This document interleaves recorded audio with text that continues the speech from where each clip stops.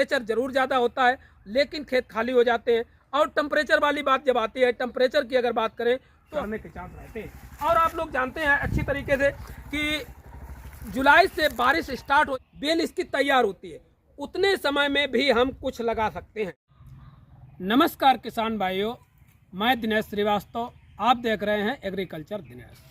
किसान भाइयों, वैसे तो हम आलू की अपडेट देते हैं, लेकिन मेरी भेंट अनुसंधान कृषि के एक डॉक्टर साहब से हुई, तो उन्होंने कहा कि आलू के अलावा किसानों को ऐसे संदेश दीजिए जिससे कि उनकी आय बढ़ाई जाए।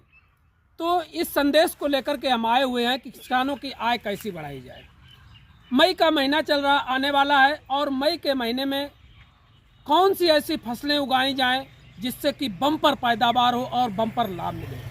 हमारे यहाँ अमूमन क्या होता है कि आलू की फसल के बाद मक्का की बुवाई कर दी जाती है, गेहूं के बाद खेत खाली पड़े रहते हैं।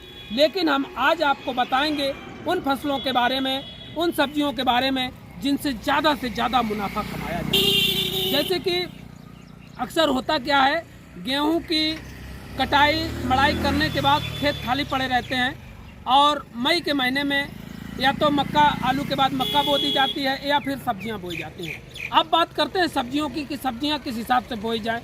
तो सबसे पहले किसान भाइयों, मोटा मुनाफा किस चीज़ में?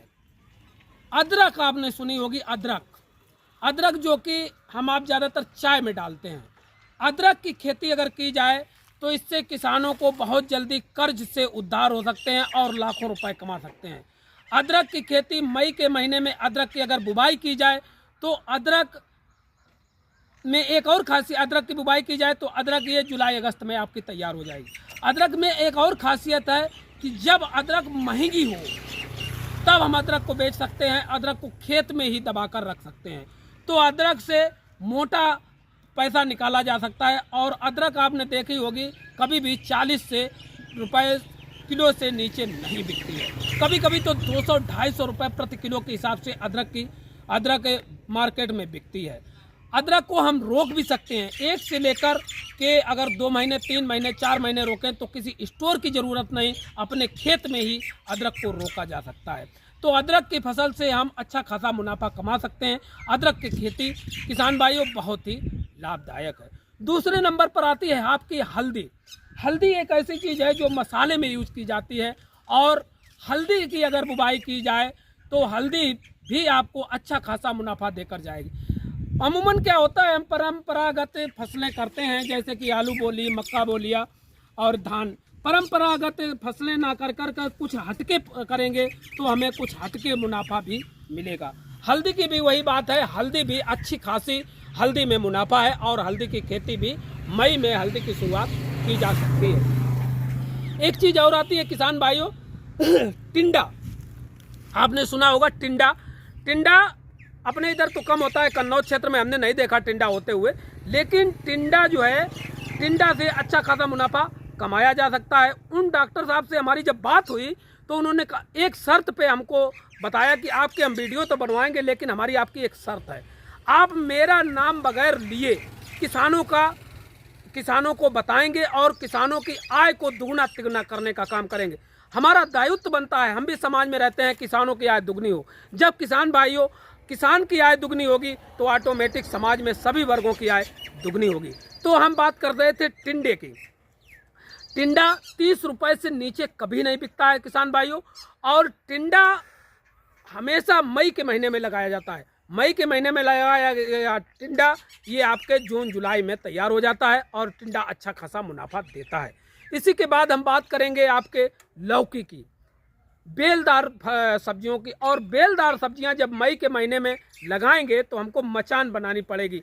कारण ये है कि जुलाई के महीने में बारिश होने लगती है, और जब बारिश होने लगेगी, जैसे कि तरोई के खेत में अभी हम खड़े हैं, और ये तरोई अगर बारिश हो जाएगी, खेत भर जाएगा, तो कहीं ना कहीं तरोई सड़ने के चांस रहते हैं, या लौकी सड़ने के चांस रहते हैं। और आप लोग जानते हैं अच्छी तरीके से कि जुलाई से बारिश स्टार्ट हो जाती है, और जब बारिश शुरू हो जाएगी तो सड़ने के चांस, इसलिए मचान बनाते हैं। आपने देखा होगा कि तरोई, लौकी, करेला, बेलदार सब्जियों के लिए हमें मचान की आवश्यकता पड़ती है, जिससे साफ सुथरी अच्छी फसल तैयार हो। अगर हम लौकी की बुवाई मई के महीने में करेंगे तो जुलाई में हमारी लौकी तैयार होगी और अच्छी खासी किसान भाइयों इसकी उपज होगी, अच्छा खासा फायदा देगी। इस बेलदार में ही आती है हमारी सब्जी करेला। करेला आपने नाम सुना होगा, जो कि 30 से 40 रुपए प्रति किलो के हिसाब से करेला बिकता है जुलाई के महीने। अभी आप देखें, अभी भी 20-25 किलो के हिसाब से करेला बिक रहा है। और ये मचान बना करके अगर तैयार किया जाए तो किसान भाइयों 1 एकड़ में लाखों रुपए कमाया जा सकता है कम लागत में। सब्जियों में लागत कम लगती है और पैसा ज़्यादा बनता है। मेहनत जरूर है, और मेहनत के साथ साथ जब जैसे खेत हमारे खाली हो जाते हैं, मई के महीने में टेम्परेचर ज़रूर ज़्यादा होता है, लेकिन खेत खाली हो जाते हैं।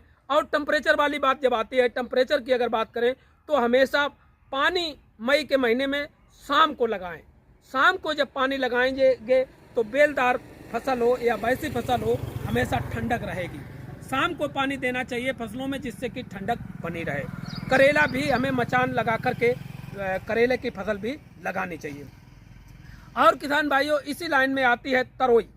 तरोई भी मचान लगा करके ही बोई जाए, जिससे कि तरोई में भी अच्छा खासा मुनाफा होता है। तो किसान भाइयों, ये कुछ हरी सब्जियां हमने जो आपको बताई मई के महीने में बुवाई की जाती है। वहीं पर अब जैसे मचान लगा करके ये बेलदार सब्जियां जब तक हम कर रहे बोई गई हैं, जो समय बचता है 20 से 30 दिन का, जब तक ये बेल इसकी तैयार होती है, उतने समय में भी हम कुछ लगा सकते हैं। जैसे कि धनिया बो सकते हैं, धनिया आपकी 15 से 20 दिन में तैयार हो जाएगी। चौलाई लगा सकते हैं, चौलाई भी आपकी तैयार हो जाएगी जल्दी, और अच्छा खासा चौलाई में भी मुनाफा होता है। आपके मूरी भी लगा सकते हैं, मूरी जो जगह बचती है उसमें मूरी बो दी जाएगी। ये मूरी 30 दिन में तैयार हो जाती है, 30 से 35 दिन में। तो ये आप आम के आम गुठलियों के दाम। तो किसान भाइयों, ये हमारे डॉक्टर साहब ने जो हमें राय दी